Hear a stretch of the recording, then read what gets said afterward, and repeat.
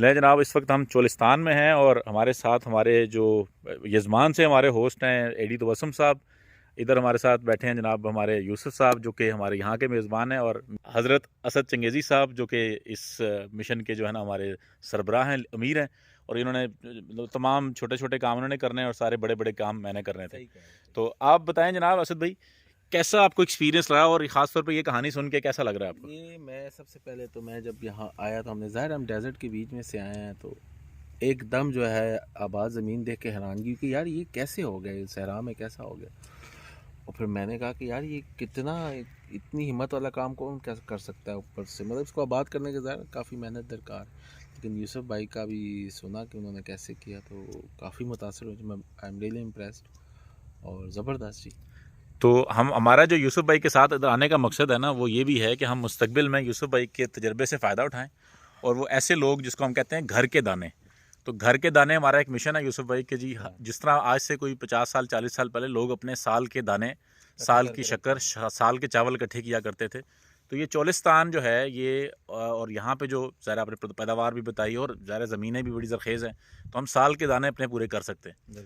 तो आपसे इंशाल्लाह ताला इस पर मिल के काम करेंगे। और सर जी, आपने आज कोई फ़ैसला किया, वो क्या फ़ैसला किया मुझे बताएं। मैंने फ़ैसला ये किया है कि हमें ये काम यहाँ रहकर हम नज़र नहीं आया, हमें करना चाहिए। लखों तक सहरा के बीच अगर एक शख्स आके सैकड़ों एकड़ आबाद कर सकता है अपनी मेहनत से, तो हमें भी ये काम करना चाहिए।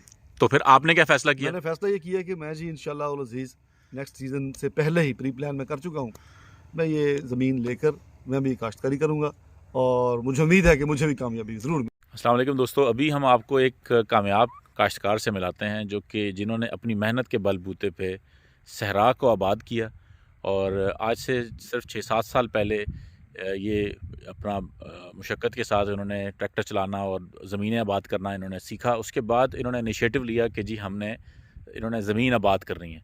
और फिर ये अपने इलाके चीचा वतनी से निकल के चोलिस्तान में आए, और चोलिस्तान में आके पिछले 7-8 साल में इस वक्त तकरीबन ये कोई लगभग 170 एकड़ के करीब रकबा आबाद कर रहे हैं।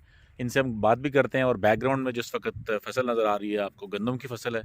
और अगर आप उस तरफ देखें तो एक डेरा वो सामने नज़र आ रहा है आपको, यहाँ पे आबाद किया हुआ है, और एक डेरा मेरे बैकग्राउंड में आपको नज़र आ रहा है। तो इस तरफ और सामने की तरफ, दोनों तरफ इस वक्त इन्होंने गंदम लगाई हुई है। पिछले साल इन्होंने कपास तो ये गर्मी में लगाते हैं, पिछले साल उन्होंने रया भी लगाई थी और गंदम भी लगाई थी। इनसे बात करते हैं। कैसे हैं सर, खैरियत से आप? शुक्र अल्हम्दुलिल्लाह। अच्छा, पहले तो आप अपनी कहानी सुनाएं कि जी कैसे आपने ये माशाल्लाह सफ़र तय किया, और इसमें ज़रा मुश्किलात भी आई होंगी। तो आप उस आम किसान को जो कि जिसको काम आता है लेकिन वो आगे बढ़ बढ़ के ये काम करना नहीं चाहता, उसके लिए क्या मिसाल है, आप बताइएगा ज़रा।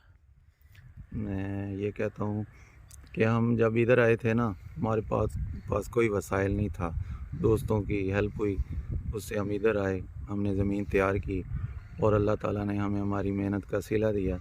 तो मेहनत करनी चाहिए, अल्लाह ताला किसी का जो है ना मेहनत नहीं रखता है। माशाल्लाह।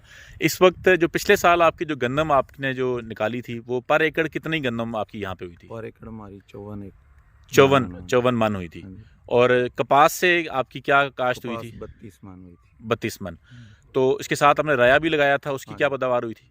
वो 18-20 मन। 18-20 मन। तो मतलब इसका मतलब है कि इसको आप पंजाब से कंपेयर करें तो हम कहाँ क्या कह सकते हैं? करें तो इधर ज़्यादा है, इधर पैदावार ज़्यादा है। हाँ जी। और अभी जो इस वक्त फसल है ना, ये ज़्यादा जल्दी हो जाती है, इधर ज़्यादा हो जाती ये है। मार्च में तैयार हो जाती है, मार्च के एंड पर हम काट लेते हैं इसको। ठीक है। हाँ। अच्छा, जो ज़रा उसमें आपके जो आप यहाँ पे एक बड़ा ही ज़रा शुरू में तो बड़ा मुश्किलात पेश आई होंगी, तो हाँ जी। शुरू में आपने फिर कैसा ये फ़ैसला किया कि अपने घर से निकल के यहाँ पे आएँ और यहाँ पे आके आबाद करें, तो कैसे ये फ़ैसला किया? मैं जब छठी जमात में पढ़ता था ना, तारिक बिन ज़ियाद का मैंने एक मकाला पढ़ा था। अच्छा, to burn your boats behind you, वाह क्या बात पीछे है, नहीं मुड़ के देखना। माशाल्लाह। और मैंने इंशाल्लाह कभी पीछे मुड़ के नहीं देखा, जो भी काम शुरू किया कभी पीछे नहीं गया। बिल्कुल। हाँ। तो मैं आपका जो कहानी है ना, वो मैं बहुत से लोगों को सुनाई है, और इंशाल्लाह ताला आपके साथ एक और ख़ास तौर पे मेरे जो बड़े हर दिल अज़ीज़ दोस्त आमिर भाई जो दावड़ी फार्म के ऑनर हैं, उनके भी हमारे कॉमन ये दोस्ती है, हमारा ताल्लुक़ है इनसे। तो मैं इनकी ये जगह देखने के लिए चोलिस्तान में आया हूँ। और ये सिर्फ अच्छा, ये लगाते किस सीज़न में आपकी गंदम जो है ना, कौन से महीने में ये लगाते हैं यहाँ पे इस जगह पे? सितंबर में लगाते हैं। और कितने पानी देते हैं यहाँ पे? 5 पानी देते हैं। और ये फसल आप बता रहे थे कि जल्दी यहाँ पे तैयार होती है, तो किस वक्त तैयार हो जाती है?